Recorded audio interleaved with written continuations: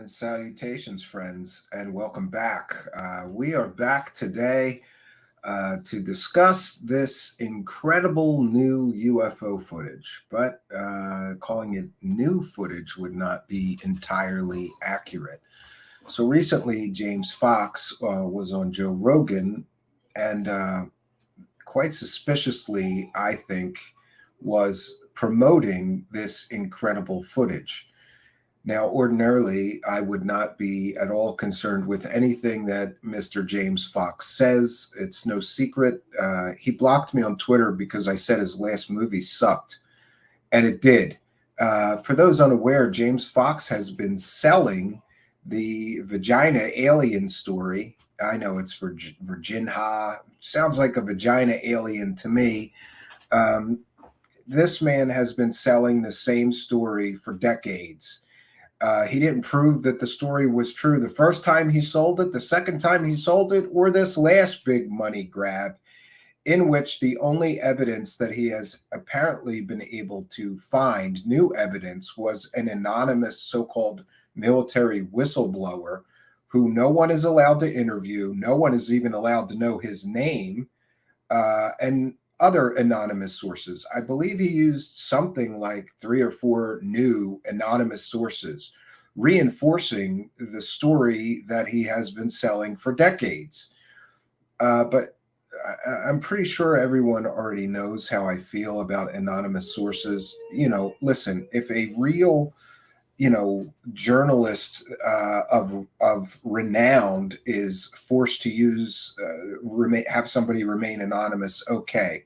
But when it is someone who has been actively selling a UFO story for decades and has never proved it true the first time he sold the story, the second time, I think this is the third time that James Fox has been actively selling the vagina aliens. And we'll leave it at that. Very unconvincing last documentary, which largely pushed the same story he's been selling for decades now. He sold it once, I think, to Nat Geo, once to the Travel Channel. Same story. So he's gotten paid 3 times now from the same story. And in the latest documentary, and we reviewed that very extensively here, we detailed that there is a lot of problems. The witnesses said one thing 30 years ago when he first talked to them. Now they're saying different things. And I'm sorry, but these inconsistencies were glaring. Like a person who claimed to see some sort of UFO crash site that, when first talked to, said he got there, and a few minutes later the military got there. And then in the latest documentary, he said the military was there. There was military everywhere when he got there. These are glaring, problematic inconsistencies that would lend most reasonable people to believe that this person was either lying the first time or the second time. It can't be both ways. And there is a great deal of other inconsistent problems with that whole story. I'd love to believe the story was true, but James Fox has had 3 big money attempts at proving that the story was true and has yet to do so. And you'll pardon my cynicism and my skepticism, but we have seen people in the UFO community use completely and totally fake anonymous sources to sell a story before. I don't think Mr. Fox is above that based on what I have seen. And everyone is aware that I think that in this whole genre, there is an epidemic of UFO profiteering whores. And Mr. Fox is one of them. The man hasn't had a job in decades and decades and decades. This is what he does. He sells stories about aliens. So maybe, just maybe, Mr. Fox has a profit-driven motive to push these stories as aliens rather than the more reasonable explanations that have been put forth. The vagina alien story, while interesting, I think it can be explained by rather prosaic explanations. The heavy military presence, well, there was military exercises taking place. However, there are some eyewitness testimony that is pretty compelling.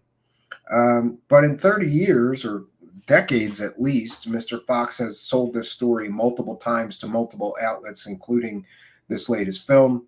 And all we got in the latest film that was so-called new evidence was completely and totally anonymous sources saying things that confirm the alien hypothesis somehow.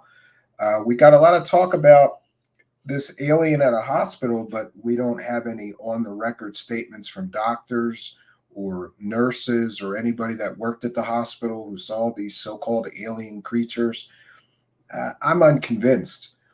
But recently, Mr. Fox was on Joe Rogan, which, to be honest with you, the more that I see Joe Rogan host UFO scammers or profiteers, let's just call them profiteers, the more I see him hosting people who have been selling provably fake stories. Now, in James Fox's, I can't prove the story's fake, but in the case of Jeremy Corbell, I can certainly prove that the Bob Lazar story is fake and that Jeremy Corbell purposefully left out all the evidence that the story is fake to sell it.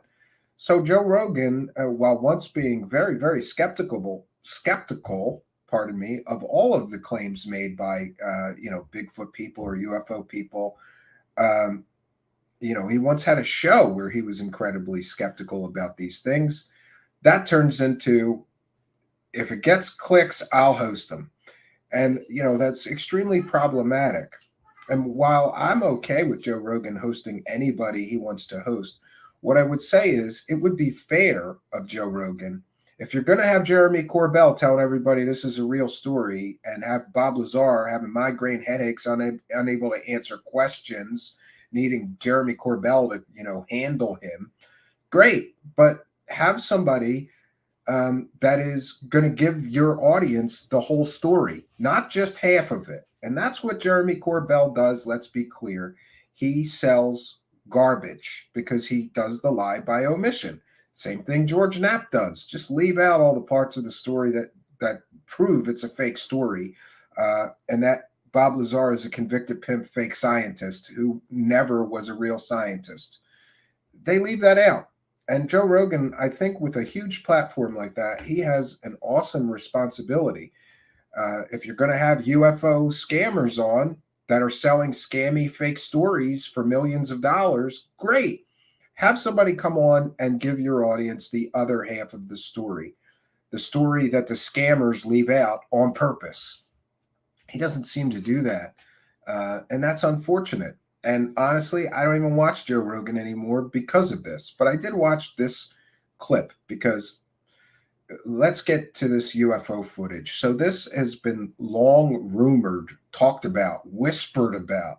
I first heard of this footage in the early 2000s. And to my knowledge, there's only a few people that have seen this footage. The footage came from a man named Chuck Clark. Now, there's several reasons why. I mentioned ordinarily, if James Fox is pushing something, I just say that's fake and move on because James Fox is a UFO profiteering whore, But in this case, I had heard about this footage before. And to my knowledge, only a few people have seen this footage. Now, let's talk about Chuck Clark for a moment. And I have a great part of the presentation tonight. I will share with you some more information. So the footage is in the possession of a man named Chuck Clark. And who is he? He is a retired astronomer who also happens to live, I'm not sure if he still lives, I believe he does, in Rachel, Nevada, right near Area 51, the outskirts of Area 51. And Mr. Clark has been a critic of the Area 51 ridiculous security, even having his home raided when he started finding sensors, illegally placed sensors placed there by the government on public land around Area 51. Then they raided his home. But Mr. Clark has been an Area 51 researcher for quite some time. He has a very good book on Area 51. He has been studying what goes on in and around Area 51 for a very, very long, long time. His home was raided by the FBI and the Air Force somehow in connection to his finding these illegally allegedly illegally placed sensors. For those unaware, Area 51, around the base, they were placing these illegal sensors in the ground so that they knew if someone was approaching the base, or I should say, allegedly illegal. I'm not sure what happened with the disposition of Mr. Clark's case.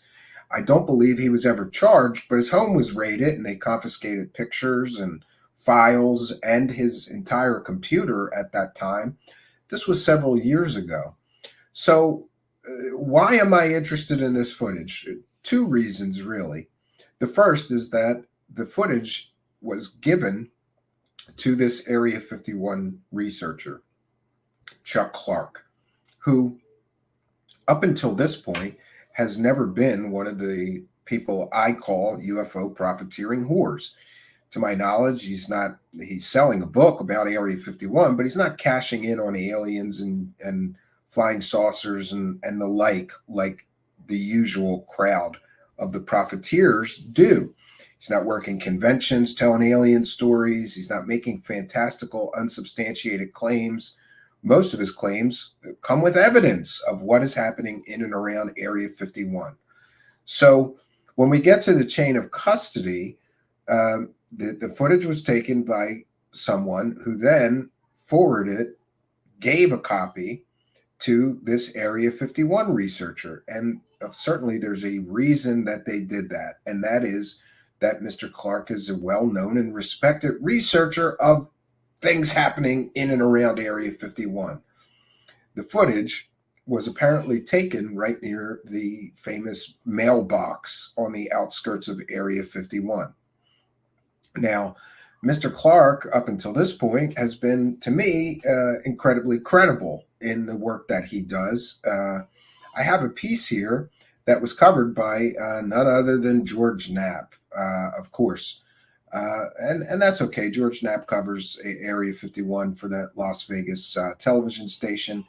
We're going to cite fair use and put our fair use banner up here, but I think it's important when we look at this story. Of course, James Fox on Joe Rogan, he doesn't really explain to Joe Rogan who the person in possession of this incredible footage is. And by the way, I'm only aware of several different people who have seen the footage. James Fox has seen the footage. Logan Paul has seen the footage. And here's the other reason I'm interested in this footage, and I normally would not be. UFO Watchdog from UFOWatchdog.com has seen the footage and was, I would say, very impressed by the footage. In fact, UFO Watchdog said that it clearly showed a structured craft, not a balloon, not a misidentification. It's not some blurry light in the sky. It is a very close video of a structured, circular, I guess we could just say typical flying saucer that was glowing. However, in the video that he saw, it was clearly a structured craft. This eliminates many different possibilities like misidentification of Venus or misidentification of an airplane or a drone. This was pre-drones, really. The footage is from the early 90s, kept on a high 8 VHS tape all of this time. I'm also aware of at least a few other people who have seen the footage or claimed to see the footage. And one of them is one of my sources who told me that they saw the footage in the early 2000s. And they said, quote, "This was the best close-up footage of a flying saucer type craft that I have ever seen in my entire life. I believe the footage to be genuine and not hoaxed." So there we have it. This is why I'm interested in the footage. First of all, the prominence of the footage, or the where the footage is coming from. This man, Chuck Clark, is a respected researcher. He's not some wackadoo. He's got the footage. UFO Watchdog, for those unaware, is an incredibly skeptical person. He's sort of was Truthseekers before Truthseekers existed, before before podcasts and live stream video shows about UFOs. there was UFO Watchdog, who had and still has a website detailing all the fraud and scams that UFO scammers run or have run. Fake stories, a lot like what we do now, but back in the day. He's the OG. And if a man who is incredibly skeptical, as UFO Watchdog, is interested in this footage, he wants to obtain the footage and have it professionally analyzed. And again, he was impressed with the footage and called it a structured craft. So it's not some light in the sky. And this is supposed to be close-up footage of a UFO. And reportedly, the people filming it, the UFO or the flying saucer craft depicted in this infamous UFO video, was so close you could throw a rock and hit it. That's how close up this footage is. We've never seen footage that close up. Now, maybe we have, but it was fake or CGI. Remember, the other reason I'm interested in this footage is this was back in the early 90s is where this footage is from, allegedly. And this was largely before CGI and Photoshop really got into UFOs and made faking UFOs much, much easier. So UFO Watchdog says the footage is very good and close up and clearly depicts a structured craft. This isn't a balloon. This isn't a misidentification. This isn't, swamp gas. This is a clearly structured craft. Now, he has some screenshots of it, but it just looks like a big orange circular blob. But the screenshots were taken from high 8 tape, and, he claims that what he saw was much better than these screenshots. But back to Mr. Chuck Clark, who is the person who has the video. Then we'll get into the story that James Fox told. We are going to cite fair use now. This is fair use. The sharing of this next video is fair use. We're using it to educate the public about this infamous UFO footage and the person who owns it, one Mr. Chuck Clark. This is a transformative work, and we are educating the public. This is certainly covered under fair use. So Chuck Clark has an interesting history, and we found this news report from local Las Vegas television station, reported on by one George Knapp. Let's check into some history of this man, Chuck Clark. FBI agents have confirmed that a search warrant was served last night on the home of a self-described military watchdog in the tiny town of Rachel, near the mysterious Area 51 military base. It's an exclusive story you will only see here. We've learned this action was initiated by the Joint Terrorism Task Force. The search warrant remains sealed, and the FBI won't say what was seized from the home of Rachel resident Chuck Clark. We believe the action was taken because Chuck Clark escorted the I-team on a tour of the roads surrounding the base. During the visit, he showed us the location of military sensors hidden on public land. Here's our story.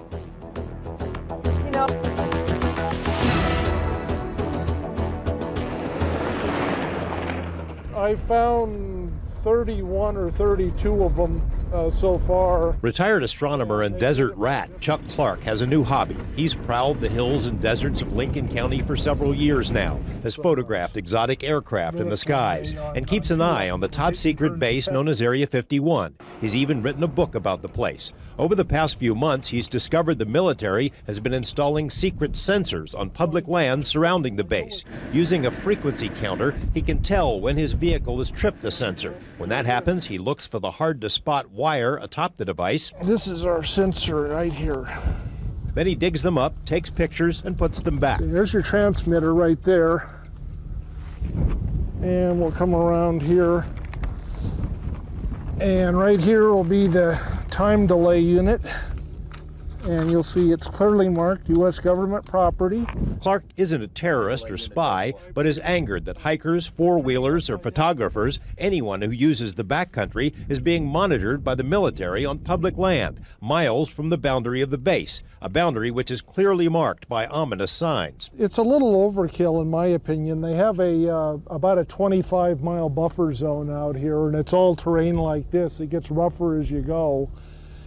Why they have to put stuff outside the line, and really it escapes me. During the I-Team's visit last week, 2 sensors were located and base security wrote down the plate numbers of our vehicles. We returned 5 days ago and drove to the rear entrance of Area 51. 3 days after our visit, FBI agents working with Air Force Intelligence and the Joint Terrorism Task Force raided Clark's home in Rachel and seized photos, records, and his computer.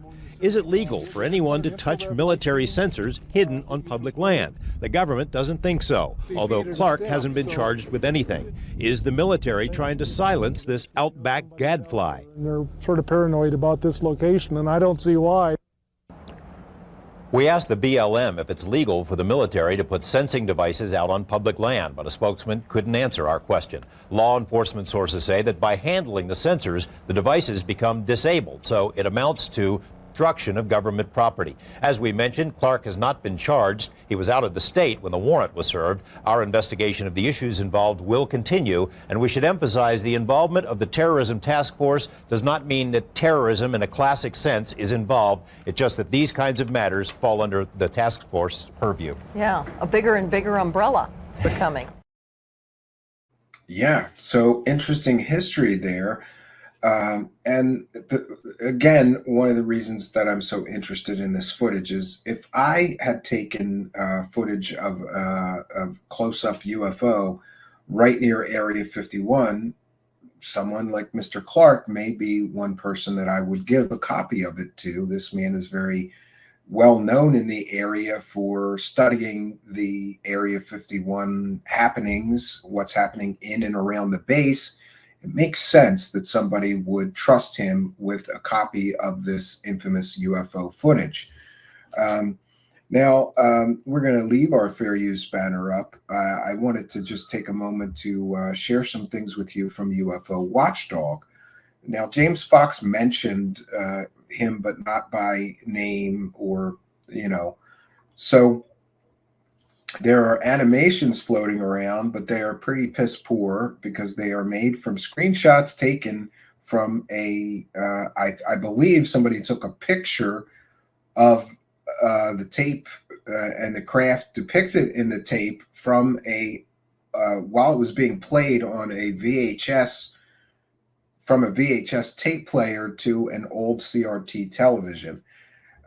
But UFO Watchdog says that the detail is just not there. But when he saw the tape, he did do a depiction of what the tape actually shows.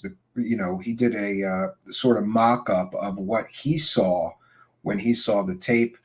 I realize this isn't the greatest. It's just a big orange blob that's circular. But this was generated. Somebody generated that. But UFO Watchdog has done a depiction of what the craft actually looked like. There was protrusions on the top and bottom that were ovular. And the craft, he said, was clearly structured. And while viewing the tape, he could clearly see the structure, but that structure is sort of lost in these terrible screenshots that were taken. Interesting that this appears to be, your typical flying saucer, as depicted in many different things. I think it's incredibly interesting. This is what UFO Watchdog claims he saw in the tape, as far as the actual craft. And again, I just want to make sure that I stress that one of the reasons that I am interested in this footage at all is because there's not many researchers or people in this genre whose word I trust. But UFO Watchdog is certainly one of them. This man is incredibly skeptical about all claims being made. He has gone after some of these UFO celebrities well before I was ever on the scene. He does not suffer fools. He goes after fools making ridiculous claims. He goes after people who are needlessly hyping something that they want to sell. No, UFO Watchdog's interest after seeing the tape was that he really wants the tape to be, first of all, released, in as highest quality that it can be. There's going to be an issue with that going forward, and we'll explain that. And he also wants to be sure that the tape is analyzed professionally. So, he has his interest. And the fact that he did not call bull on this being a hoax made me interested. Now, he has hosted and been a part of a few spaces in the last couple of days that I had listened in on. One of them was recorded, and you can find it on Twitter, where he gives his account of this story. I will do my best to recount the important parts of what he said. So, Mr. Clark, Chuck Clark, showed the tape to UFO Watchdog. He also showed the tape to James Fox, Logan Paul, and a few other people that I'm aware of, one of which is a source of mine that I also trust, who told me that this was incredible footage. It was the best close-up footage of a flying saucer type craft he'd ever seen in his life, and he was convinced, at least, that the footage was of a genuine, real event and a genuine, real craft. Now, let's get into, so James Fox, we'll leave our fair use banner, talked about this whole story of how Logan Paul, of all people. Now, I have to be very cautious and explain that Logan Paul is, I would call him an internet celebrity or something like that. But Logan Paul being involved makes me extremely worrisome, because Mr. Paul is out there for clicks and views and has posted ridiculous nonsense like a dark cloud in the sky, claiming it's the Grim Reaper coming to get him, to the tune of millions of monetized views. And Mr. Logan Paul attempted to purchase this famous, infamous footage. And I should say that this footage has been talked about for years, but I never thought that we would see the release of it. I thought that this Area 51 footage, which is whispered about and talked about and rumored to exist, is a lot like the people saying, oh, there's a 20-plus minute super clear UFO footage out there that the government has.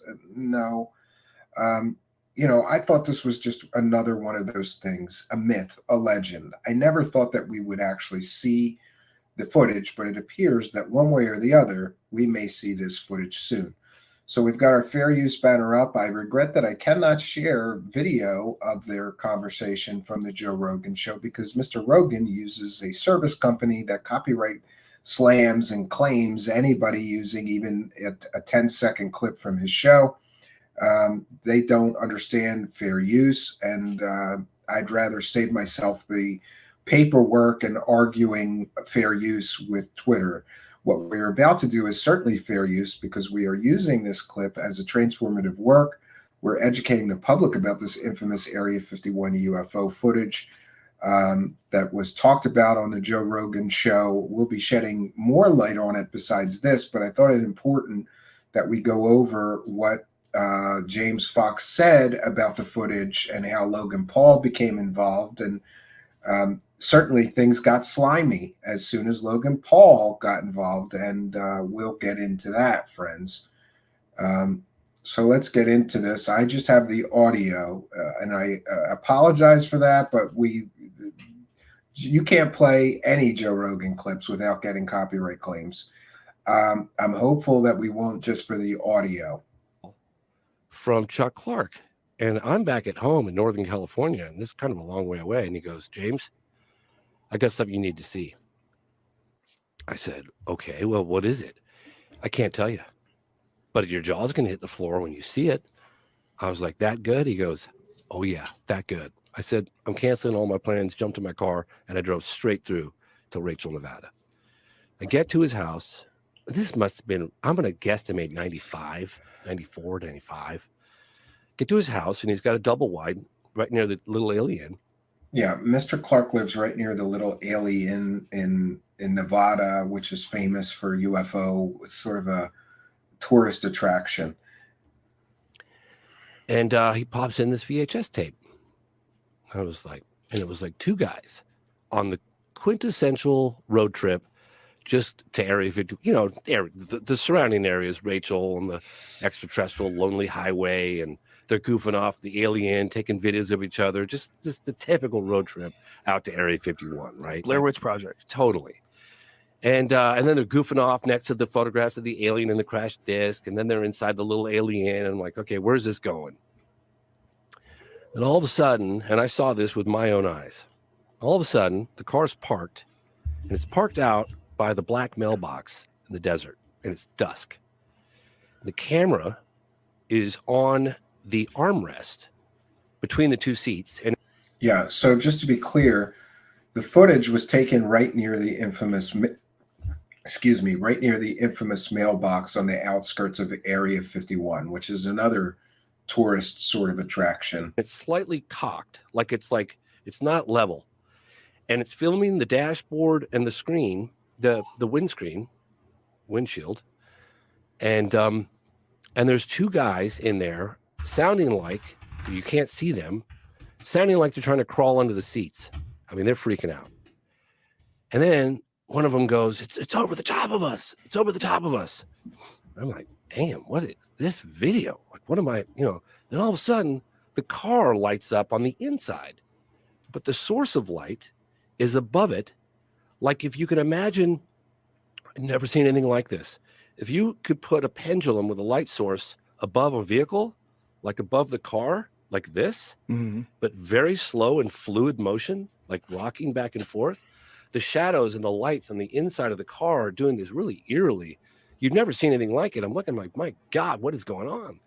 Yeah, so interestingly, the film apparently depicts these people, and the inside of their car was being lit by the actual craft, which was a structured, apparently or allegedly metal craft, which was glowing orange and red, and that lit up the entire inside of their vehicle as the craft was flying over their vehicle. And they're very scared. And one kid, who's the younger of the two, is like, I'm getting out. I'm getting out of the car. Stay in the car. It's over the top. Stay in the fucking car. He goes, no, I'm getting out. And he gets out and he videotapes a disc that was so low you could have hit it with a rock. And I'm looking at this thing and I'm like, that's what all the witnesses have tried to describe. Yes, and one of the people who allegedly saw this tape told me that they believed that the craft was only about 50 feet above the vehicle. So never before have we seen footage of a craft 50 foot away from somebody filming it. This also makes this footage highly coveted. That's like, if you could imagine the skin on the craft glowing like phosphorus on a beach, that's what it looked like. Like the skin was alive, and it had like a yellowy orange color to it, but you could clearly see it was a disc. I mean, it was not an orb, it was a disc, but the metal lit up like it was alive. I'd never seen anything like it. And it just wobbled like it was unstable, like doing this. And the camera guy goes, oh my God. And then something about the batteries, and then boom, it shuts off. Yes. And some people who are more skeptical like me, this sounds like a setup for a hoax. If you can imagine, if you were going to hoax some UFO footage, oh, the batteries are dying on the camera right as you're filming the UFO, really? Now, there have been some historical examples of UFOs which may be powered by something electric and exotic, like electrogravitics or some form of electric is involved. Electric fields are involved in their propulsion system, interfere with electronics, kill batteries, kill car engines, turn off.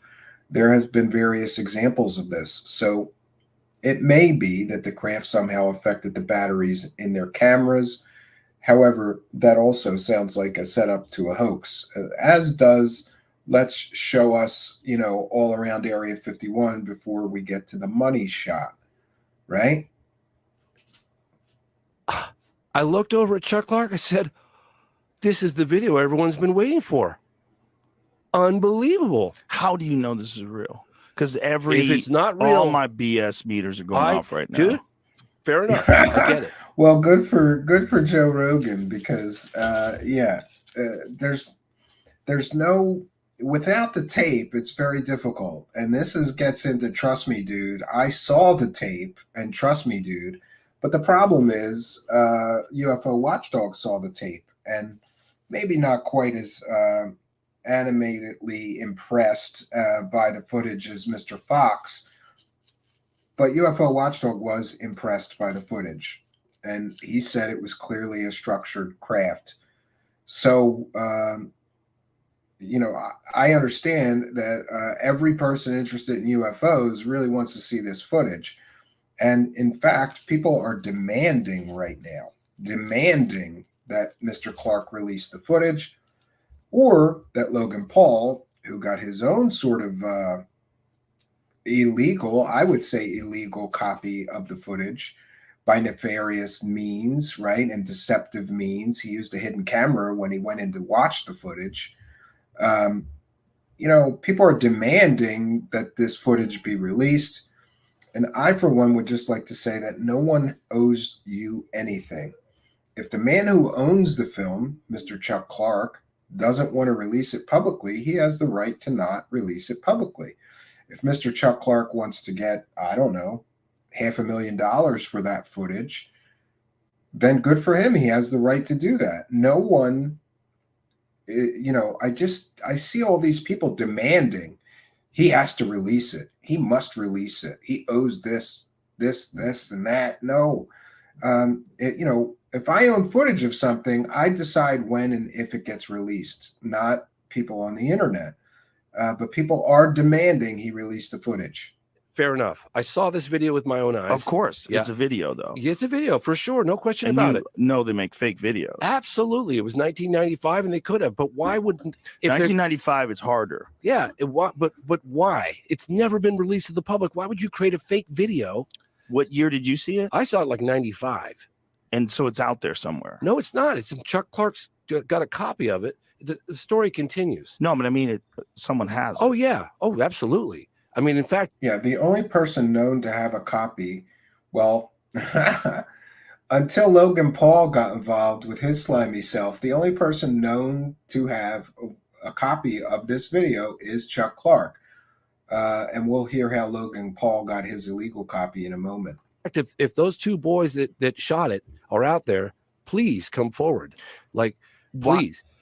How come no one's acquired this? So I said to Chuck, "Oh my God, this is great! I can use this in my movie, right? Great." He goes, "Oh no, they're terrified." I said, "Well, look, just put me in touch with the guys. You don't have to give." But wait a minute, they're terrified, but they give it to a guy who lives in a trailer. I'm just telling you. Do you know what I'm saying? Now? Absolutely. Hey, I'm really terrified. I don't want this getting out, but I'm going to give it to you. I get it. Yes, and by the way, Joe Rogan is terribly misinformed here. It doesn't make sense that two people who filmed this and were terrified of, problems would, give a copy to just some random guy in a trailer.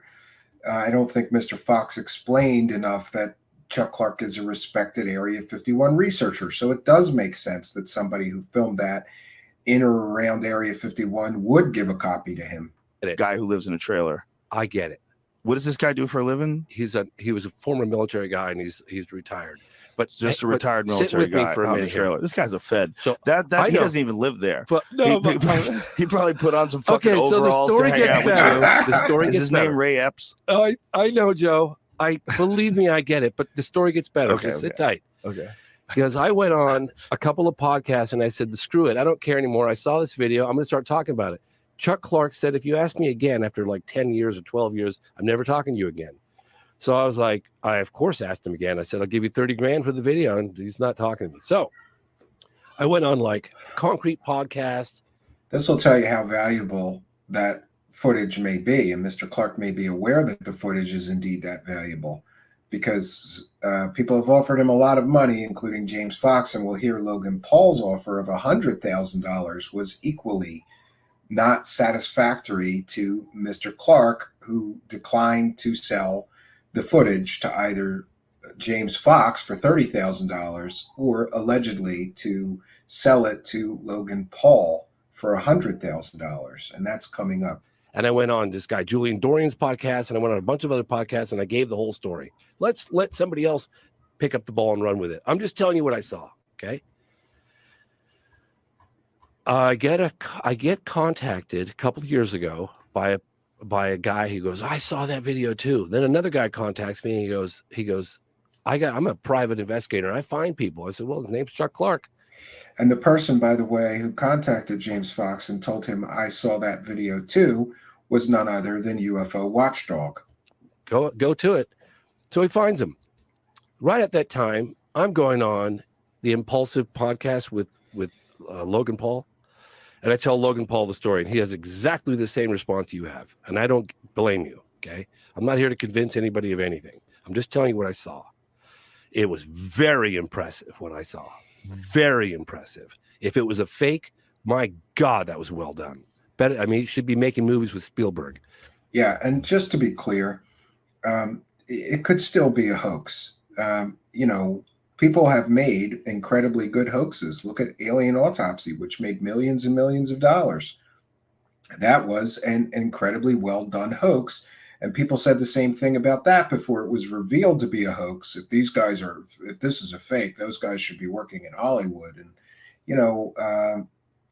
people can be very incredibly artistic and creative when creating a hoax of something. So I don't think that the hoax theory can be discounted for those more skeptical in the audience or listening or watching here. I'm still not convinced it's not a hoax, and we'll talk more about that after this part of the presentation. So anyway, What is this gentleman's name who has this again? Chuck Clark. Chuck, So what are you doing, Chuck? Well, let me finish. So Logan Paul, he's like, I want to go to this guy's house. I said, hey, I got the guy. He's got the information. Logan's like, this is all behind the scenes. So Logan Paul takes, I put him in touch with this guy, and this guy lives in the middle of nowhere. I mean, it was like Logan Paul takes a Mercedes with a bunch of guys and $100,000 in cash, a big brick. And apparently it wasn't a bunch of guys. Well, it may have been a bunch of guys, but the only people who went in were apparently into the man's home to see it was Logan Paul and UFO Watchdog. And he goes out to this guy's house in the middle of the desert. And Logan calls me in the middle of nowhere. And he's like, "Are you sure your contact's legit, dude? My phone doesn't work. I'm in the middle of nowhere. I got $100K cash in my pocket, and I can't find this guy." I said, "No, I'm sure he's good, you know." And so Logan goes in there and meets Chuck Clark. And Chuck Clark's like, "Yeah, I got the tape right here." And so he says, "I'll give you $100,000 for it." And the guy says, "No way." And so Logan Paul is going to reveal this for the first time. Logan Paul has got a button camera on his dress, on his clothes. So Logan Paul's like, "All right, well, this guy doesn't want to, he's going to die with it. So let's get this thing on camera." So Logan's like, "Well, let me see it at least." So Logan looks at it with this thing and, "Oh, could you show it to me again?" Gets another angle, and then he leaves. So Logan's like, "I don't know if I want to go public." Yeah. So that is the big issue here. The big issue is that Logan Paul, and by the way, UFO Watchdog is very upset by this. UFO Watchdog has a good relationship with Chuck Clark, spoke with Mr. Clark and apologized to him for bringing someone into his home who was filming without his knowledge or consent the video being played on an old TV. And I just want to take a moment to check. There are some states in the United States that are called one-party consent states. And Nevada prohibits recording, assessing, sharing, or using oral conversations without the approval of at least one person involved in the communication. I don't believe that you are in the states like Nevada. I don't believe that it is legal to just videotape people or anything without their knowledge or consent. And it appears that that is exactly what Mr. Logan Paul did. And so Logan Paul, certainly immorally and unethically, has a hidden camera on himself, a button camera, which are very common. You can get them on eBay or Amazon or, a spy store. And it will record and no one will be the wiser. So Mr. Logan Paul goes into Chuck Clark's home with UFO Watchdog. And let me be very clear, UFO Watchdog was not aware that Logan Paul was secretly filming, nor would he have agreed to take him in there having a good relationship with Chuck Clark if he had known that Logan Paul was immorally and unethically recording with a secret camera. And also, to be clear, UFO Watchdog apologized and, feels horrible about the fact that Logan Paul, internet slimeball, went into this man's home, didn't say, hey, I'm taping, and taped everything while inside his home, apparently, and including while watching the tape. He recorded them playing the tape back. Now, this is where things get problematic because now James Fox and others are saying that Logan Paul will release his version of the tape. And let me just be very clear in that that's exactly what we don't want. We don't want some grainy ass button camera, which is not the best quality, taped off of an old VCR and television to be the way that the world sees this footage. UFO Watchdog is claiming that Mr. Chuck Clark is considering releasing the footage, his footage, the original footage, which would certainly be much clearer, much cleaner, and lend itself to professional analysis much better than some guy recording on a button camera, watching on an old TV. I believe that Logan Paul's footage is probably garbage, right? It might show the TV in the room playing the video, but it's going to be rezzed out the wazoo garbage footage. That's what we don't want. And I just wanted to mention, once again, that Chuck Clark owns this footage. Chuck Clark was offered by Logan Paul $100,000 to give him the tape, to get a copy of this incredible footage. And for whatever reason, Chuck Clark said, absolutely not. Logan Paul then says, well, let me see it at least. And Chuck Clark, being a nice guy, lets him watch it, not knowing that he's filming it. He's filming watching it. I don't believe that it's legal for Logan Paul to release his secretly taken footage. And I'm still unclear. I'm not a law enforcement officer. Let's be very clear. I'm not a lawyer. But I don't understand how you can secretly tape a copy of footage that someone else owns and refuses to. Very clear, Logan Paul doesn't do anything if there's not money involved. Now let's talk for a moment about Logan Paul, who has a history of, let's just say, less than ethical business practices. In the description of this video, there is a whole investigative journalism piece that somebody did on Logan Paul, what he called Logan Paul's latest scam, which was a crypto scam that grossed Logan Paul millions and millions of dollars and didn't deliver anything that he promised. I believe there's still an awful lot of controversy about that.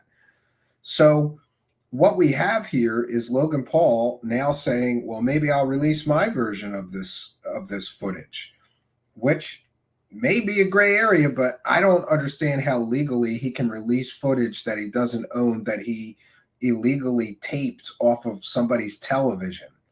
But this is where we're at. And let's be very clear, UFO people are going to Logan Paul on social media and commenting and saying, you have to release this footage.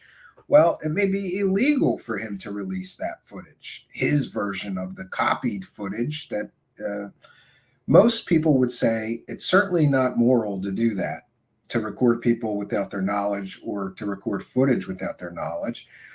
And these kind of things happen. Like, I'm aware of at least a few times where a movie was being rough cut and screened somewhere, and somebody would secretly record it and leak it to the internet. It's not legal, and the copyright holders could get it taken down.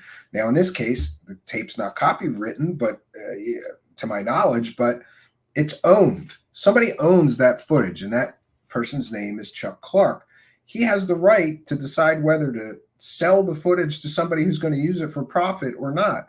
And we have seen that he turned down a $30,000 offer from James Fox, and he has now turned down a $100,000 offer from Logan Paul.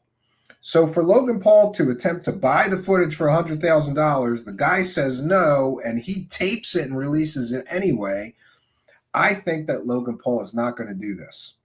Now, I could be wrong, but Logan Paul is already in enough hot water over the recent cryptocurrency scams he's been involved in.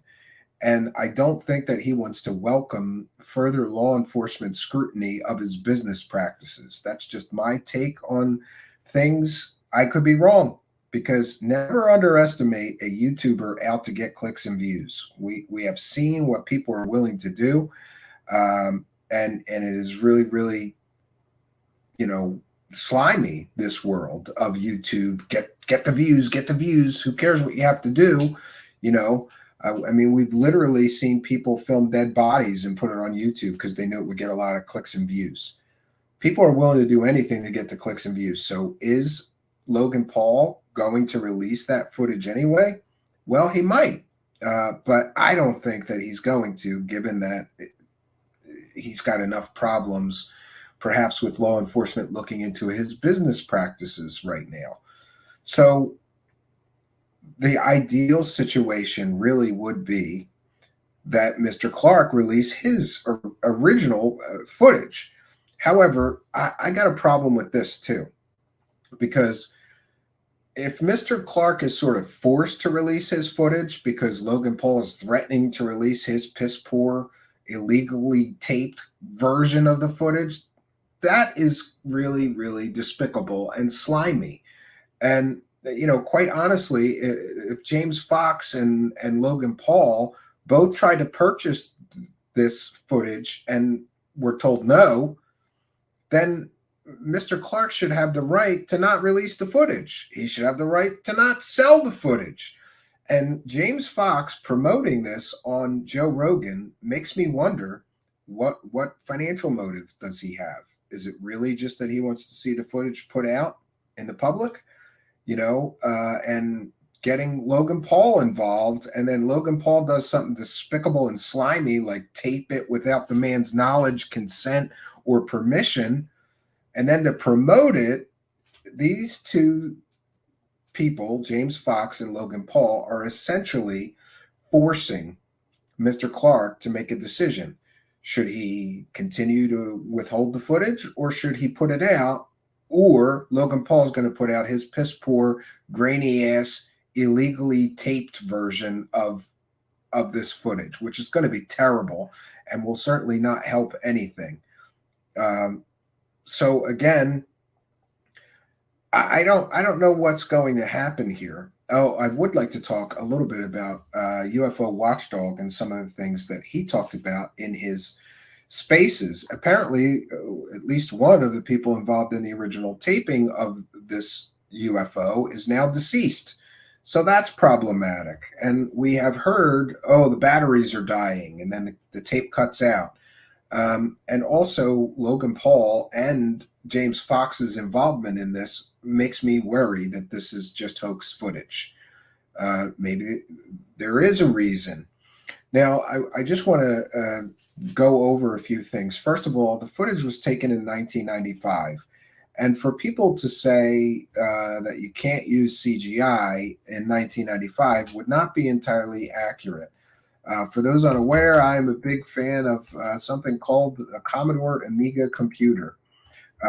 And the Commodore Amiga computer was used to create computer-generated graphics, and for early films in the early 90s, you could use an Amiga.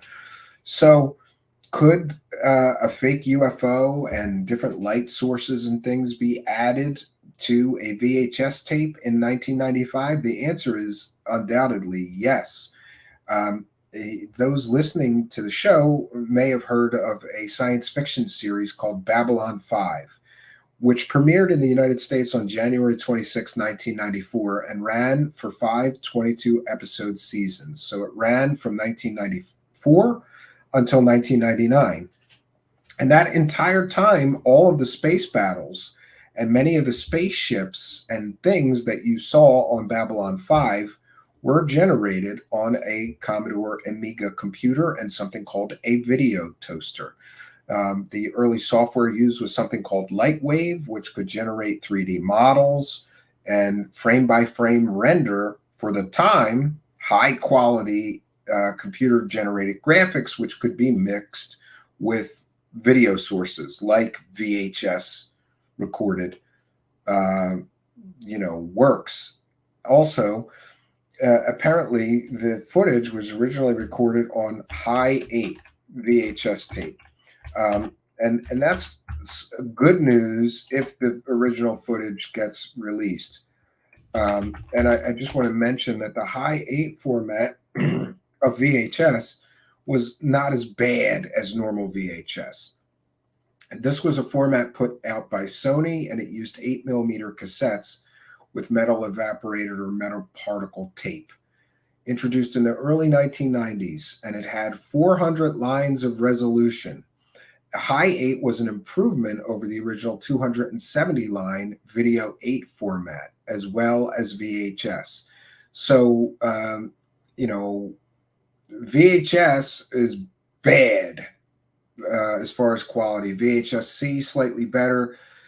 Video 8 format slightly better, but the best VHS resolution for consumer-grade cameras was the high 8 VHS format, 400 lines of resolution.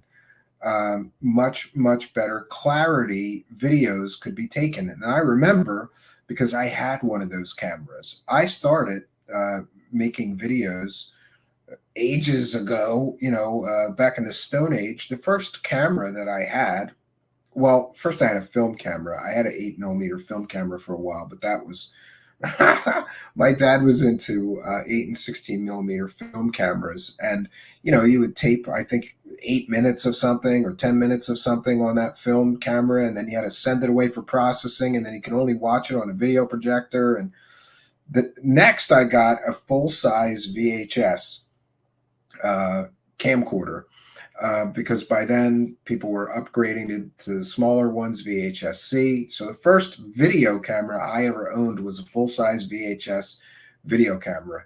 And the quality was pretty horrible, but I still did some fun projects. But later I got a high 8 VHS camcorder. And I remember thinking that the quality is like twice as good as regular VHS. So ideally, we really do want Mr. Clark to release the footage.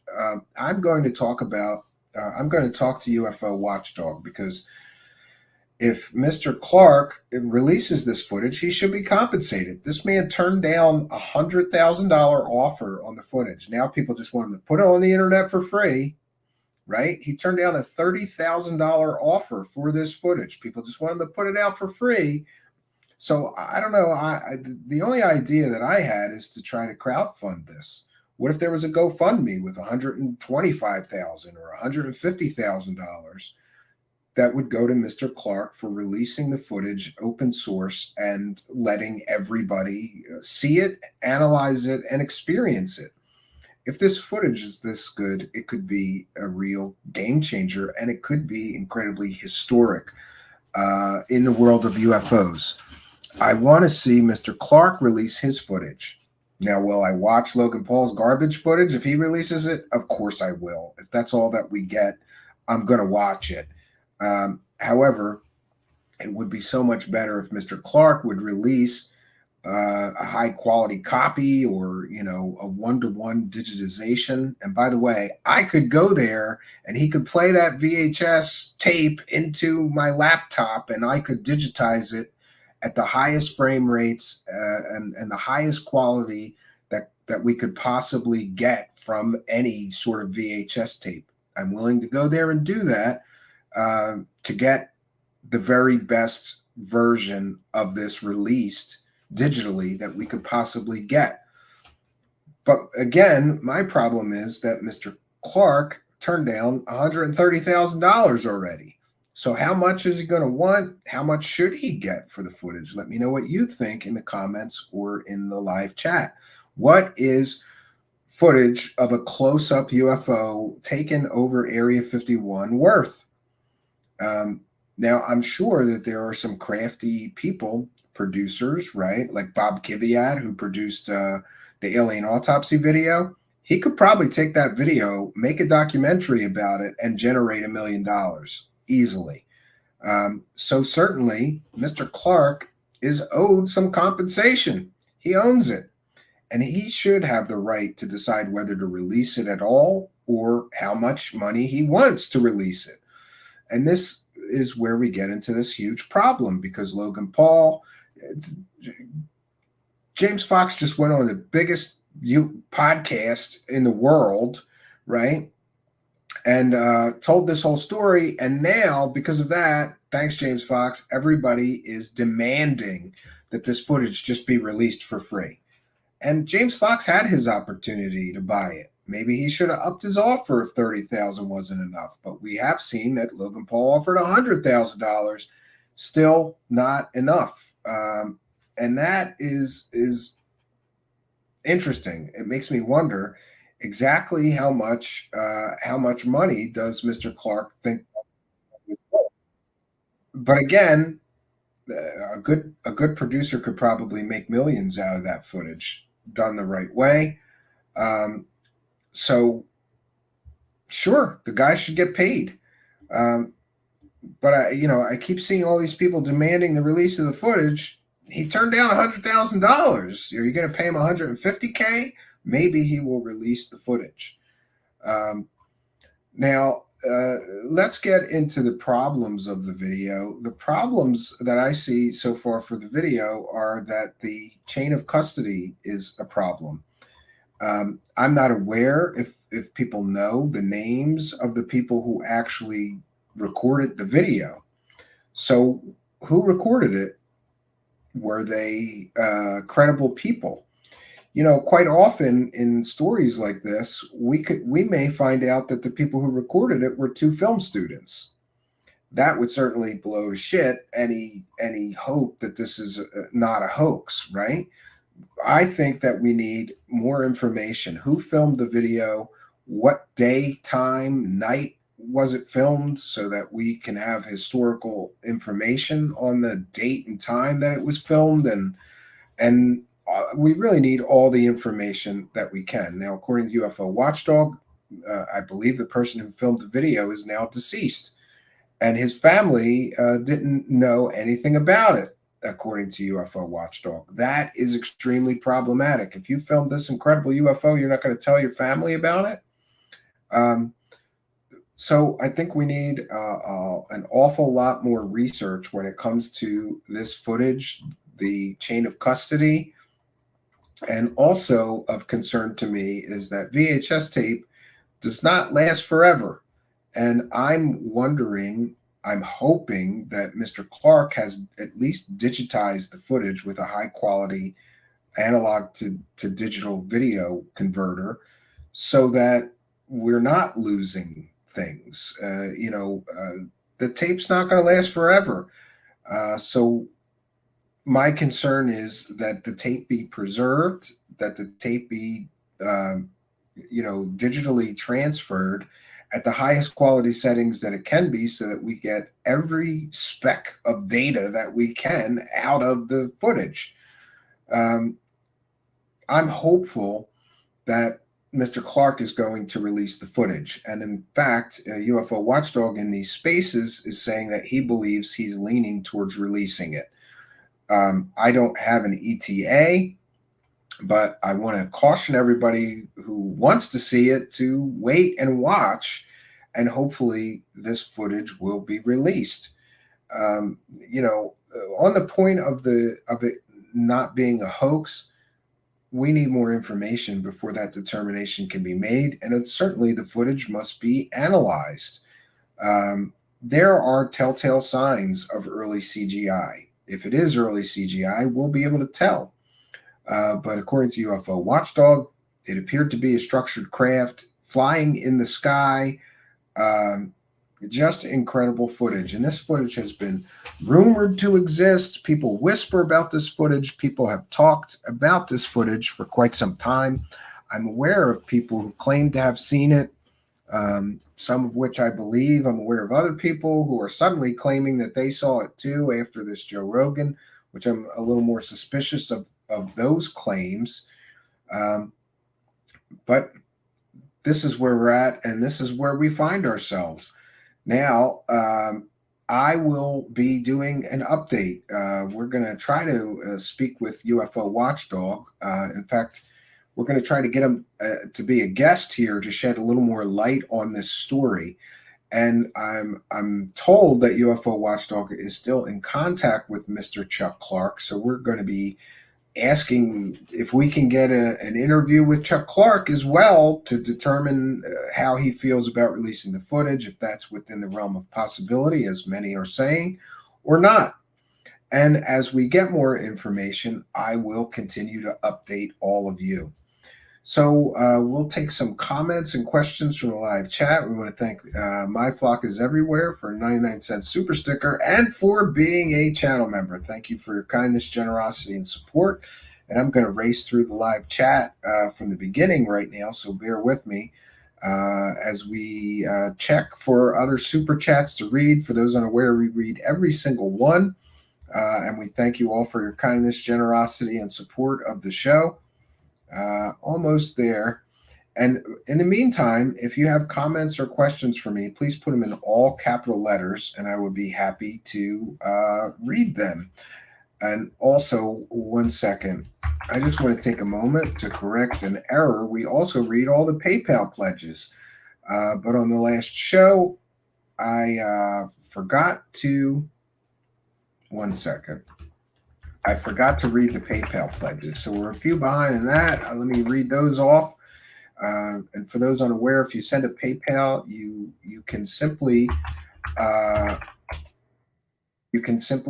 add a note, and any message that you want us to read, we will read it on air. And thank you for your kindness, generosity, and support. So we want to thank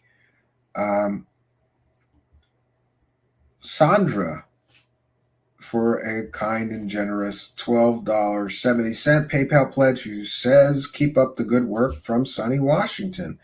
Thank you for your kindness, generosity, and support.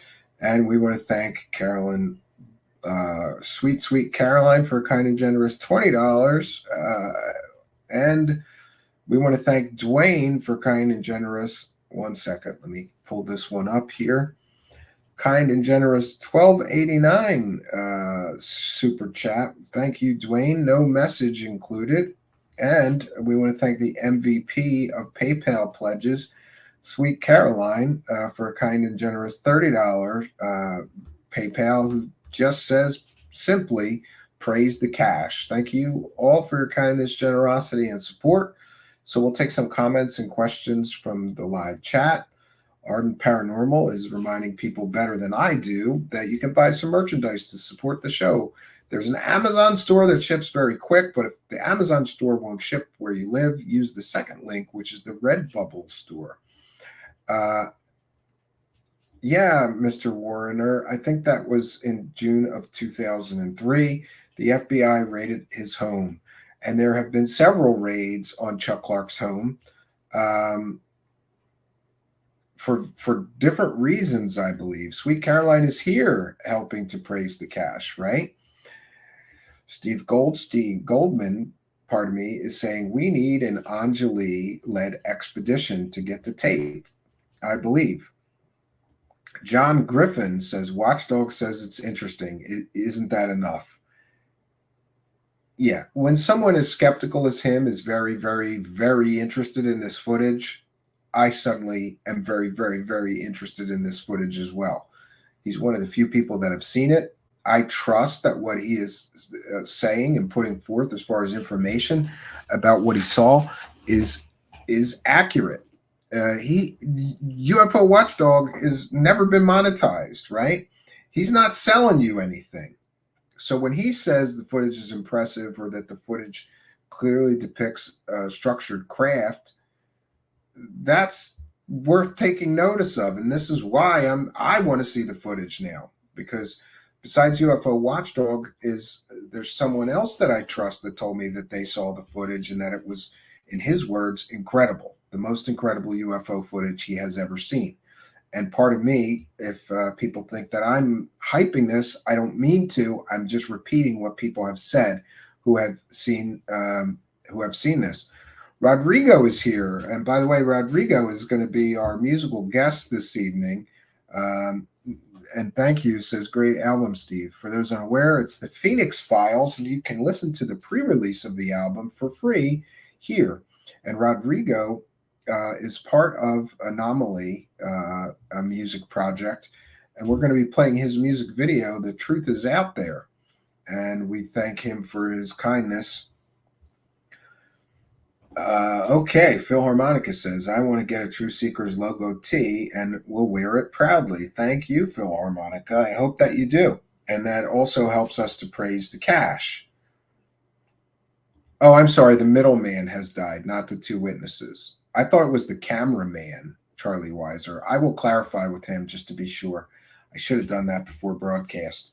But I have been listening to these spaces, and so, yeah, there's going to be a problem. The middleman has died, not the two witnesses. Okay. All right. Why couldn't someone create a hoax video using modern tech, then put it on a VHS tape and say, oh, this was from 1990? They could, but the problem is that people have seen that video in 1995. So they would have had to have created if it was a hoax created with CGI, they would have had to have done it right before somebody has seen it at 1995. The middleman was a cameraman. James Fox says one witness worked in production. Well, that's bad news for the hoax theory, or good news for the hoax. For the people who believe that it may be a hoax, somebody who works in production is more able to do a hoax like this than just a regular person. D3 says, I bet Grifter Fox told Logan Paul to wear that camera button.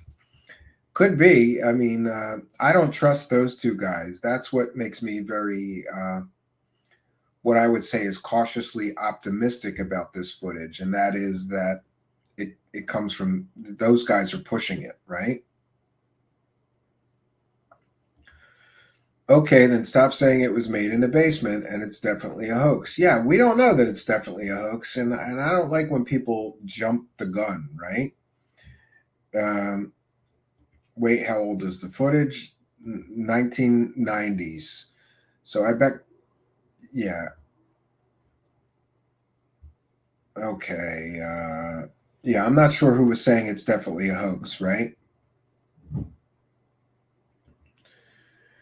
Grifters have made 100K from Logan. Come on, guys. Yeah, could be, you know. In the Twitter spaces, UFO Watchdog says that even if we get the best copy, we will have more questions than answers. Could be, yeah. Have I researched the Cumbergaston video? No, I have not. You can email it to me at truthseekershow@gmail.com. Even if it's real, doesn't the credibility of Paul and Fox ruin it? I believe their involvement certainly makes most people believe that it's probably fake. Logan Paul films all kinds of weird stuff like dark clouds coming at him, and he says the Grim Reaper's coming to get me, and then he got millions of views out of that. So his involvement certainly makes me very, very cautious. But here's what I'm doing. I'm managing my expectations. I believe that in one form or another, this video is coming out very, very soon, maybe in the next week or two. But I am managing my expectations. I am expecting the worst, but hoping for the best, right? I think that you have to do that. Yash says, what was the purpose of the film if not to release it to the public if it's real? Well, these people were in and around Area 51. They were filming and they had that experience. So I'm not quite sure then. A pro cameraman giving it to Chuck may be a red flag. I don't know. Yeah, this is why we have a lot more questions, right? Operation Shutdown, and thanks for being a member, says, we need Stephen to view this video. Yeah, thank you. Thanks. I'd love to see it, especially the best quality copy possible, you know. How do I keep him from bothering me? Well, he doesn't. He doesn't bother me. I don't know. I think there might be a little bit of a respect thing there. Like, he knows that, you know, I'm pretty well researched, and I don't just, you know, I'm not just attacking his heroes for no reason. It could, you know, I don't know. I don't know. And he was on our show once, very, very briefly. It is what it is. I'm hoping to stay off the radar of people who just want to harass me on the internet. And by the way, there seems to be an uptick of that lately. And I also, you know, sometimes it's just nonsense that people are bothering me with. There's, you know, certain people that have complaints, but they won't make their complaint specific, and they just keep it up, you know. But it is what it is. John P. Adventure says, talking about Milk, how's the situation of him and that other guy? Well, they've pretty much gone nuclear at each other for weeks now, to the best of my knowledge. I'm not really following it, but some things come across my feeds of them, you know, taking shots at each other every day. You know, I really don't know. I'm coming out with a new Twister style game for UFO Twitter. It's called Jumping to Conclusions, right? Chris Damaris says, you from Philly, you got thick skin. Yeah, that too. It probably takes a lot more to bother me than somebody on the internet saying stupid shit, you know. It is what it is. Rodrigo is here and says, Stephen, if that tape comes out, we'll make a song and a song from it. What about that? Yay or nay? Absolutely. I'm all chips in. Oh, and I forgot, I have a very special treat for all of you. Because besides this tape, this incredible UFO tape that may be leaking, other things are leaking. And apparently there is a leaked telephone call between my two favorite UFO scammers. My two favorite UFO scammers are Jeremy Corbell. Well, two of my favorites. It's hard to just say these are my two favorites, but certainly they're at the top of my list. Jeremy Corbell and Lou Elizondo have been talking on the phone recently. I don't know if you were aware, but many UFO grifters, you know, they get together, compare notes. How can we scam everybody best and things like that, right? And so somebody leaked a recorded phone call between Jeremy Corbell and Lou Elizondo. And in a Truthseekers exclusive, we got a copy of it. And I don't care. Fuck those guys. I'm sharing their phone call. So this was just leaked, I think, yesterday, and we've gotten permission from the leaker to include it here in the Truthseekers broadcast. So again, leaked call from Lou Elizondo and Jeremy Corbell. And some of the things that Lou Elizondo admits to in this recorded call, I couldn't believe it. So this is an exclusive. Let's take a listen, friends.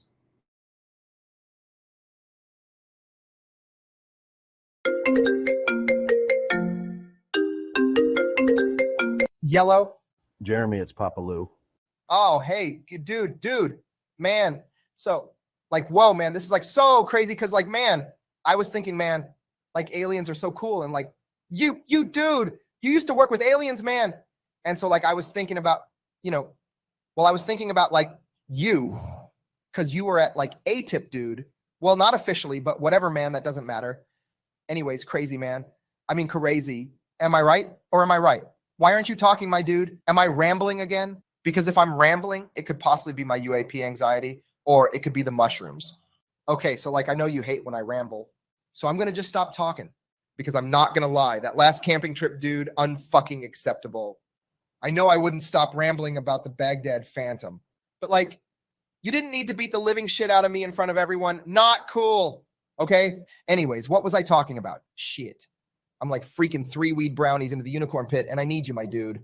Lou, Jeremy, are you there? Lou, Jeremy, fuck, man. Jeremy, shut the fuck up. My God, every time I call you, do you have to be on mushrooms every time I call you? Well, yeah, man, it helps me connect to Bob Lazar's spirit animal. Oh, for Christ's sake, Jeremy, can we drop fucking Bob Lazar, please? So, dude, you got to hear this dream, man. So I'm saddlebacking Bob Lazar's spirit buffalo, and we're like surfing on a wave of element 115, right? And so then... Oh my God, I'm just going to do it. I'm just going to kill myself right now. Right? So then I'm like, whoa. He's like, whoa. And we're like, whoa. We come up to a white mountaintop. Then the mountaintop says to me, get this. It did. Well, you're not going to believe what it said, but it was like, weaponize your curiosity. Sorry, I mean, yeah, look, that's great, but can we... Right, so we merge into the mountaintop and shit, I forgot what happened. Oh, yeah. So then my Bob Lazar buffalo grows angel wings, and we go through a wormhole to Area 51. And can you guess who was there, dude? Just kill me, please. Well, hold on, Mr. Impatient Pants. So, dude, get this. It was the Baghdad fucking Phantom. Yeah, dude, I swear to God, in the flesh, fucking contrails and everything. So I'm like, shit, I need to get this filmed, or my next podcast is going to tank worse than the last one. So then Eric Davis starts vomiting dino beavers, and I'm like, whoa, dude, whoa. So I didn't plan for this, right? So I'm like, dude, what the fuck, Eric? So then a dragon shows up, and he's got his 3 little alien babies, and I'm like, and I'm all like, you can't put the clown on the beaver nuts without creating an alternate dimension. I can't tell Bruce that's fucking when the Lee force no. field opened up. Bears. Who So the then fuck the like dragon bears, tells right? Bob Lazar, and I was like, Stanton whatever, dude. It's not voice. like Bob's You not are the getting laid. one. He owns a brothel. Jeremy, And I'm like, is this Jeremy, the DMT highway? Does anyone have Jeremy, a you fucking fucking map, man? moron. Because I'm lost in the sauce here, and I could use some the fucking fuck help. up. Just shut fuck up, please. Jesus. Look, Jeremy, we're in a bit of trouble, okay? I need you to focus and listen to the words coming out of my mouth. That UAP hearing has made me look like a blowhard. Everyone now knows all my bullshit that I've been spouting off about higher resolution videos and recovered alien materials. Yeah, where are those, by the way? Jeremy, we've been through this. They don't exist.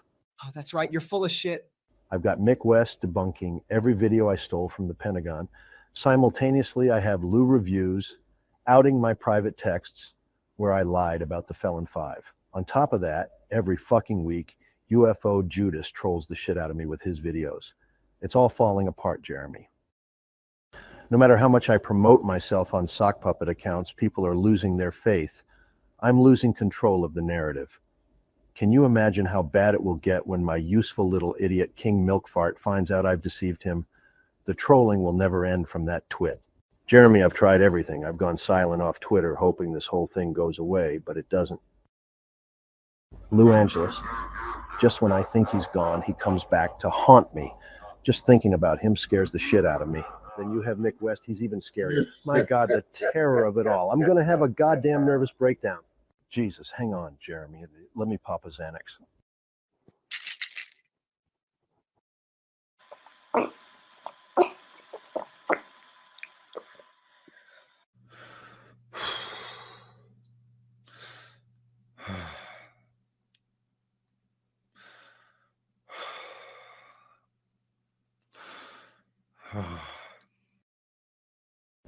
I'm getting desperate, Jeremy. I have my book coming out, and all the book has is carrots on a stick and NDAs. Sometimes I sit alone cleaning my pistol, and I wonder, what if... You know what I mean? Cranberries, yeah. I don't know why I even bother with you, Jeremy. I mean, Jesus Christ, you are absolutely fucking useless. But I need you for something. I need you to pull your little peanut together and pull some propaganda for me. I need you to call up Napster and let him know we're going to need 2 weaponized podcasts. I want these podcasts dedicated solely to promoting me as a hero to the UFO community. I want my zealots motivated and dogmatic. I want them believing I'm the next coming of Christ. I want you to tell them all of the amazing things I've been doing for the UFO community. Like what? I don't know, make something up. I want them thinking I've been working behind the scenes briefing the AARO. Unfortunately, that asshole Sean Kirkpatrick knows I'm full of shit and won't take any more secret meetings from me. Every minute these assholes keep exposing the truth is another minute I'm losing my influence. This needs to be fixed ASAP, Jeremy. Now, if you can't manage to do this without fucking it all up, well, Jeremy, let me just say this. I don't want to have to get physical with you again. Do you understand what I'm saying, Jeremy? Yet you're saying you'll beat the living dog shit out of me again? Good. Then I expect to hear the podcast next week. Now I want you to title it Lou fucking Rambo Elizondo. Skeptics beware. Cool, man. We'll do Rambo. Hey, man. So, like, can I finish my epic journey with you? Absolutely not. Lou's such a great dude. Well, Bob, you ready to head back to the Shadow Realm?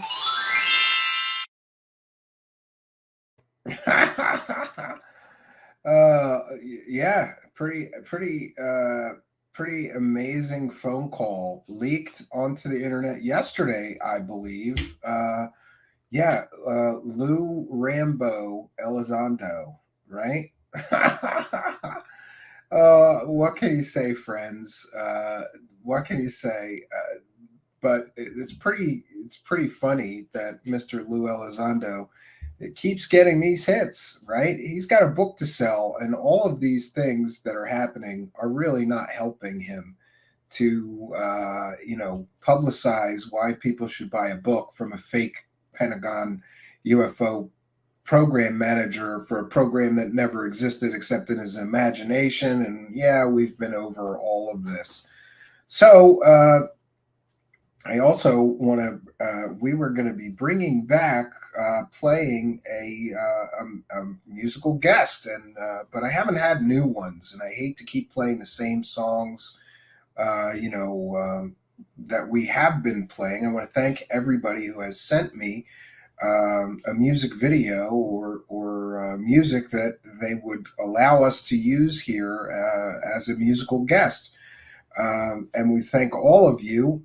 If you would like to submit some of your music or a music video that we can use as and have you as a musical guest here on Truthseekers, feel free to email me at truthseekershow@gmail.com. It's interesting in that the release of my new album, which, by the way, is in the video section here, it's called The Phoenix Files, and I would appreciate if you give it a listen, not right now, after the show, certainly. I was blown away by how many messages I got and how much people liked that album. I've been holding a lot of cards close to my chest for a while. I'm going to be releasing a whole lot of songs, and we're doing something that I'm going to be calling The Purge. So we're one album down, and I've got many more to go. Maybe every few weeks we'll be dropping another of the pre-releases here. Eventually, all of this will be available in a box set, the Purge box set. But in the meantime, it has been interesting that many people I didn't even know were songwriters or musicians that are also involved in the UFO community, like tonight's musical guest, Rodrigo. He has a project called Anomaly and a song called The Truth Is Out There, which I thought that's the one we want to use. So we're going to bring back these musical guests, one per show, hopefully, if I can find suitable guests that will let us do that. So let's take a listen at Rodrigo's music video for his project Anomaly and his song, The Truth Is Out There.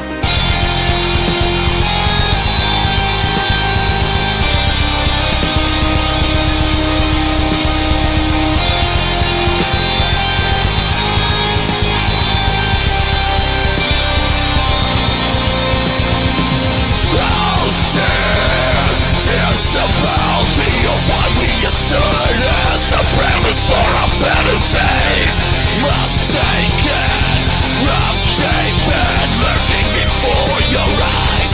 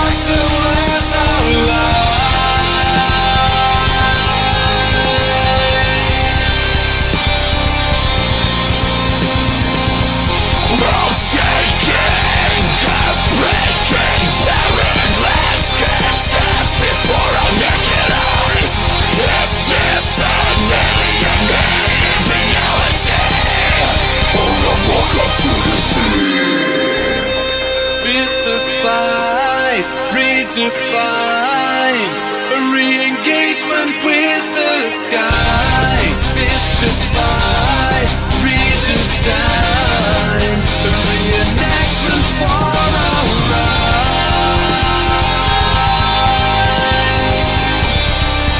As paradoxical as our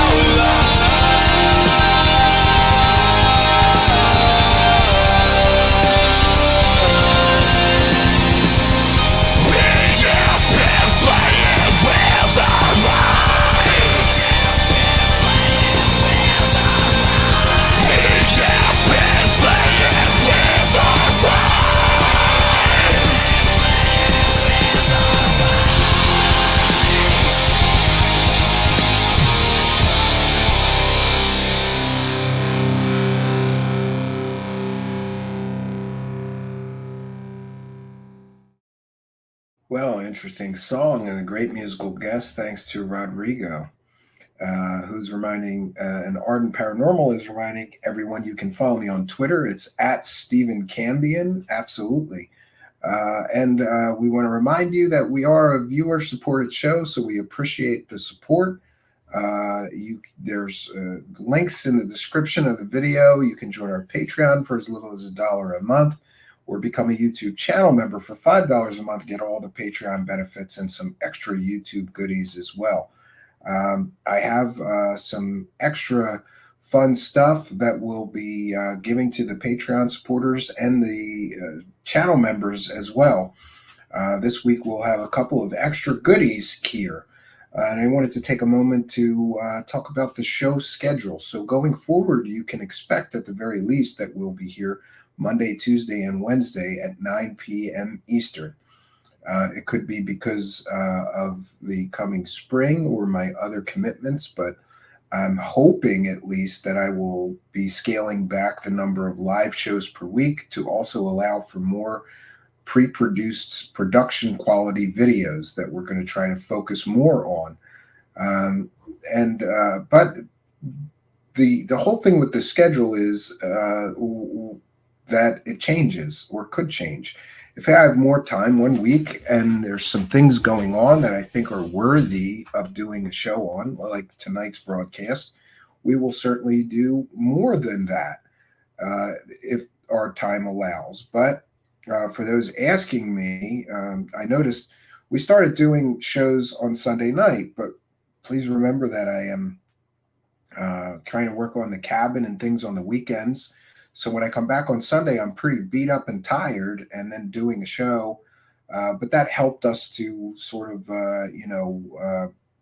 get a little more attention. But this YouTube hamster wheel that I have been on is not healthy. Also, it's spring and it's warm outside. I have things that I should be doing that don't involve a computer. And I'm trying to remind myself to do those things. Go outside, get some sunshine. See how pasty I am? I've always been pasty, but it's spring.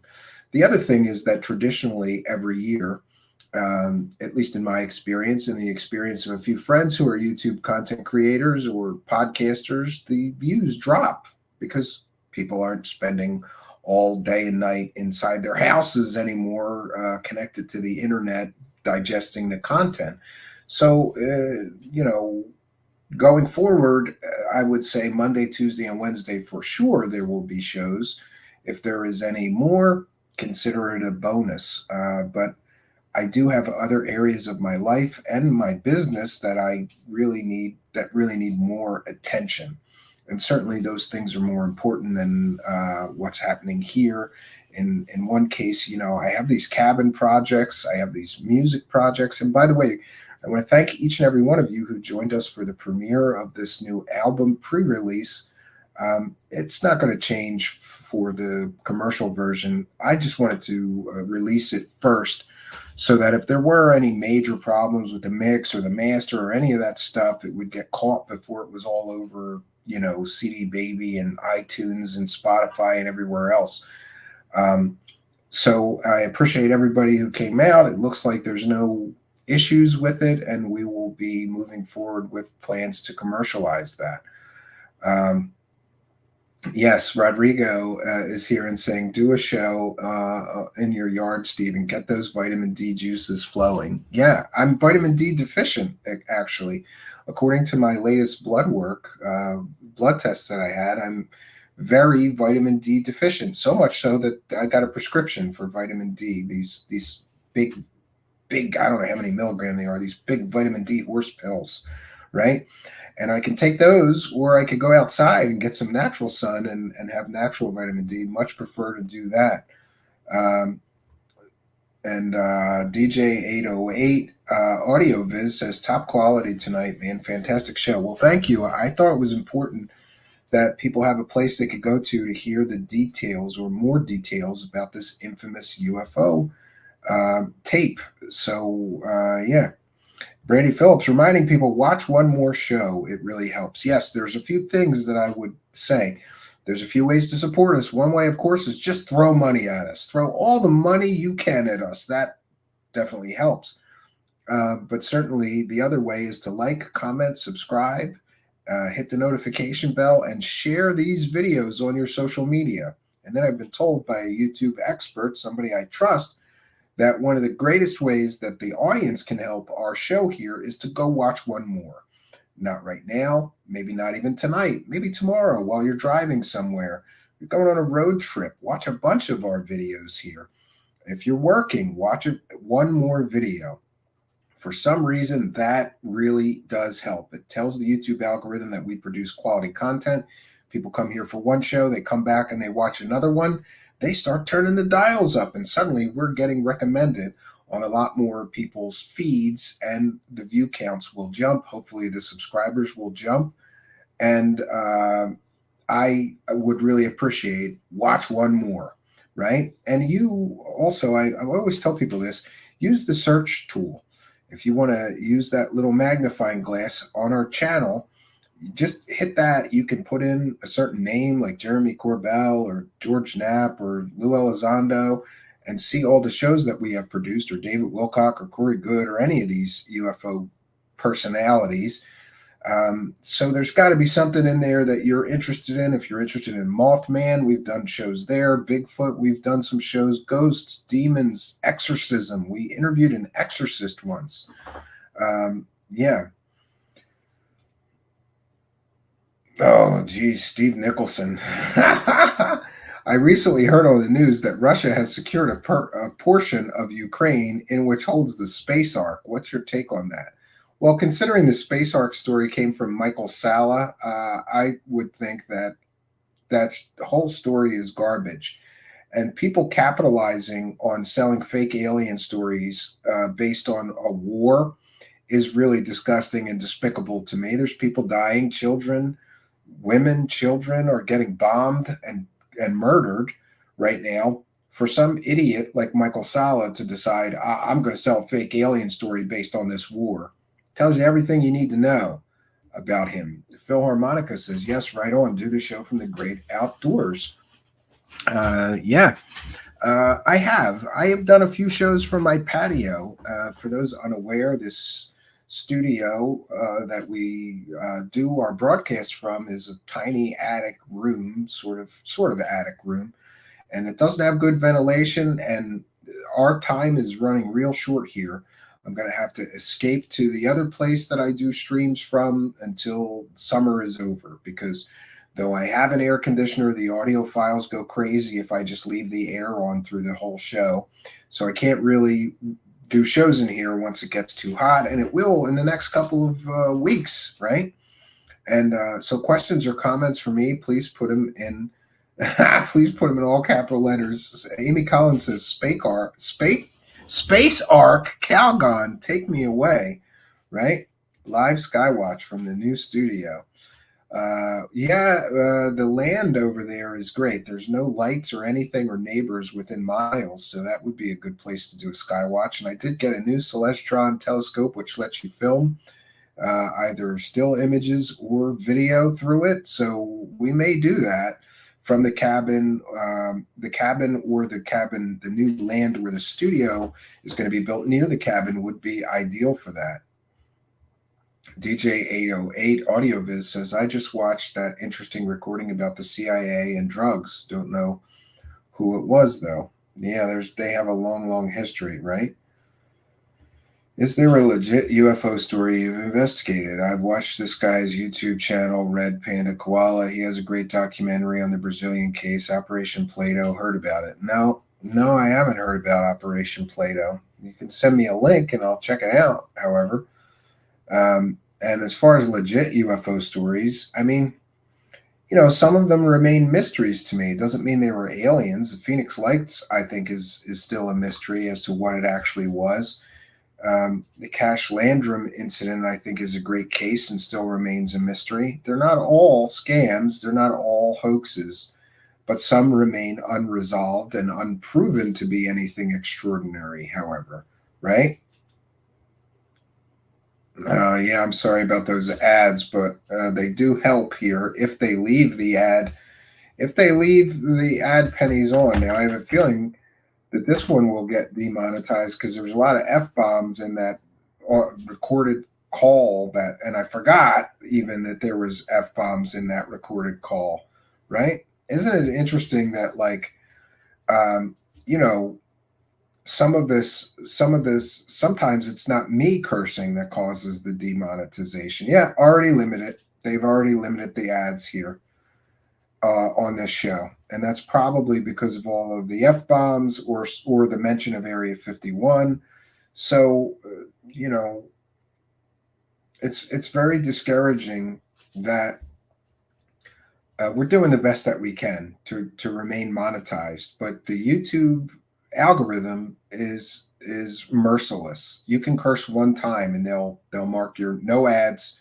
You cursed once. Now, there was a lot of F-bombs in that, but I will submit this for review and we'll see what they do. But this is why YouTube membership or Patreon support or throwing a couple of bucks in a super chat is so important, because we're not really making any money on ad revenue, because we keep either the subject matter they don't like, or I cursed one time, or whatever. I don't know what it is. It used to be that we had these intros with hot dancing chicks in the beginning and end of the videos. That was the reason, I was told by somebody that I trust, we were getting demonetized, because that's adult content, even though they were fully clothed. So we stopped doing that. Then the cursing was the issue. So I've been trying very, very hard to just say things in a different way. Don't curse, say it in a different way. But then sometimes we choose to play things that I don't have any, I could have edited all the F-bombs out. I didn't think that was a good idea. It is what it is. We're just not meant to make the YouTube ad pennies. But I always find it interesting that the UFO scammers are always fully monetized. They don't get their videos demonetized or the ads taken off. So if you want to do a show where you're lying to everybody, for example, Jimmy Church and Christina Gomer talking about the Montauk Project being real, right? A true story, they're fully monetized. But if I tell you the truth about the Montauk Project, how it was a lot of masturbation parties with dudes watching each other masturbate in chairs, I get demonetized. It's like you're allowed to be a scammer and be fully monetized, but if you're telling people the truth, we have to de-incentivize, and that's the problem here. This system de-incentivizes people from doing good work with actual journalistic integrity. It incentivizes the scammers. You can say anything you want. Look at this super soldier crap. Look at these Galactic Federation of Light idiots. They're telling fake stories about aliens on Saturn, fully monetized. I do a show saying this is ridiculous. These people have no proof. This is garbage. Demonetized. It's almost like something or someone is encouraging the UFO scammers to keep scamming and discouraging any critical voices of the scam squad, right? Why is that? And it will become increasingly more frustrating, right? We're doing our best, though, and we have to just do what we have to do to survive here. Billy Hicks is here and says, I recommend taking high doses of vitamin D3 before bed. Only it can act as a sleep aid, and make sure you're getting K2 as well. It's good for inflammation. I take even though I work outside. Yeah, I was on a bunch of that stuff, right? Yeah, Phil Harmonica, have you heard of L.A. Marzulli? Yeah, and he was supposed to be a guest here twice, and he left us sitting here waiting for him twice. And I haven't tried to reschedule him because a little birdie told me that some scammy dickhead radio show host told him not to come on my show. And people can guess who I'm talking about. But of course, that's rumors and speculation, so I can't know if that happened. But it seems a little funny that he stood us up twice, but he had plenty of time to go on that dickhead radio show's co-host show the same week, right? And his Fatima research, you may think, is incredible, but a lot of his research is also garbage. And I say that as a fellow Christian. He has a very Christian perspective, but, a lot of this stuff with the elongated skulls and Paracas, he claims that they have DNA results that say this, but it's an anonymous lab. And, I'm sorry. I maybe I've just gotten too skeptical. I'd like to believe that his research is good, but we'll see. I was looking forward to talking to him and grilling him. Right? Algo Ray says, I get sick of seeing UFO scammers get monetized on YouTube, and so now I watch on Twitch. Well, that's a good thing to do, and we want to welcome you Twitch, you people in the Twitch chat, and also welcome people that are in the Rumble chat as well. There's a few people over in the Rumble chat. I will say hello and welcome, and thanks for being here.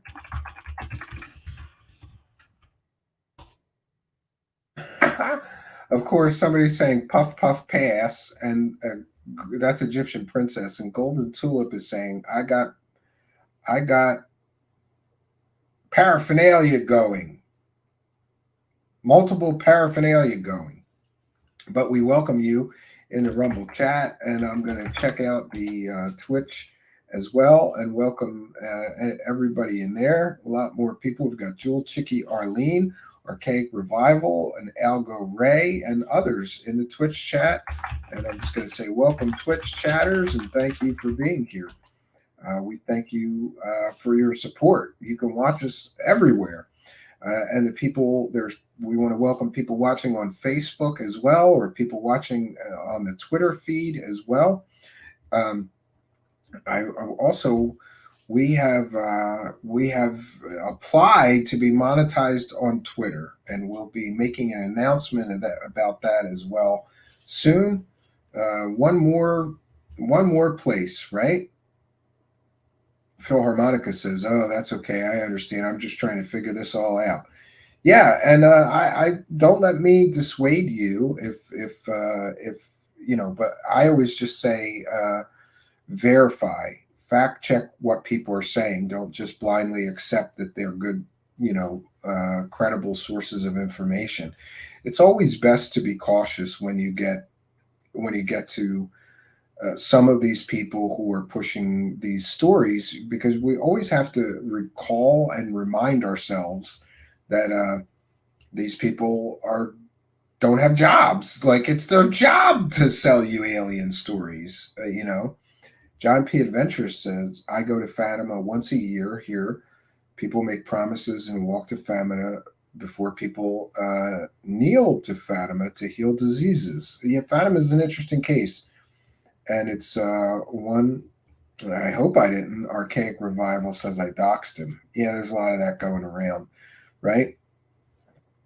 Go over to Goofy. Yeah, go to Goofy. He'll do a whole show on it, right? He'll do a whole show. Art and Paranormal, reminding everybody that you can visit our website. Yes, and the website is truthseekershow.com. And from truthseekershow.com, you can catch up with all the latest. All the latest is there. All the latest videos, all the latest podcasts, and more. And I'm happy to say that for once, also, for those who messaged me, because I know it was behind, the audio podcast is now caught up. we're not behind. We were a week behind of the video live shows, but we're all caught up now. And so going forward, there may be less shows. We're not going to be, at least I don't think so. We're not going to be posting multiple audio podcasts a day. We've gotten through most of our back catalog. So now the audio podcast will be posted on all audio podcast platforms after the live video broadcast ends. So in other words, tonight after the show ends, I will upload tonight's show to the audio podcast platform, which will shoot it out to all the audio podcast platforms. It'll be there probably within an hour after we close broadcast this evening. And I'm just going to do that going forward. So I only have one to do a day. We should never get that. We should never get that far behind again. Don't forget to clip Wilcock talking about his P powers for your intros. Yeah, on my list of things to do, right? And Phil Harmonica says we should always pray for proper discernment in all matters. Yes, it's a very important skill that a lot of people just don't have. But it's easy to fall into that. Like, believe it or not, I used to think that everybody was telling the truth, right? They researched this. They're experts. They're telling the truth. It was only after I started, really looking into these claims and these personalities that I was shocked to discover how many liars, scammers, grifters, and con artists there are out there. And those are just the good guys, friends. DJ 808 AudioViz says David Adair outdid the entire military industrial complex single-handedly. Pay the man. Yeah, his stories are a little suspicious. And isn't it great? I have people in the comments to the one show that I did about him arguing with me. And I just say, if you want to believe that this guy is some Einstein genius, good for you. You know, he's had decades of telling alien stories and UFO stories. He's never proven any of his claims. He has no proof. It's just stories. And he's the hero of the story, which to me is a big red flag, right? Rodrigo says we have interviews with the original Fatima UFO connection Portuguese investigators at our Exo Realdas YouTube channel, all in Portuguese though. Well, then it's no help. It's no help to me. I don't speak Portuguese, Rodrigo. I mean, I guess we could translate it if it's that important. You could send me the link. Yes, the story is bigger than what Marzulli or other foreign investigators described. There is definitely a UFO connection to the story of Fatima. All these people saw a big glowing disc in the sky. Thousands of people saw it at once. So interesting that many people have seen a UFO. It was a mass UFO sighting event, and it's not really talked about in religious circles. Most religious people who believe in the story of Fatima, they focus on the Blessed Mary apparition and the religious aspect of it, not really talking about the fact that thousands of people witnessed a UFO in a mass UFO sighting event during the Fatima, during when the Blessed Mary was also appearing to these girls. Yes, Phil Harmonica says the Catholic Church pushed the Mary narrative. The children just said a lady in white. Yeah, but they believed that it was Mary, and I'm still like, those things are very interesting to me. And I was raised Catholic, so I certainly heard the story of Fatima many times growing up and going to Catholic school. But there is more to the story. There is a UFO element to the story and other weird strangeness. Besides an apparition of Mary and a UFO, there was other weird, strange paranormal events connected to all those events. Amy Collins says, David Adair knows as much about the shuttle as I knew at about age 16, except that he gets certain things wrong. Yeah, some expert, right?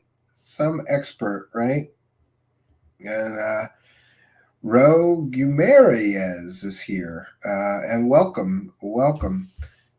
It's just saying hi. That's fine. Welcome, Ro, and good to see you here. DJ 808 AudioViz says it's a downer seeing how many people believe him without giving a single thought as to what he's saying. Yeah, I mean, I don't know. Me, I'm always very, very cautious, right?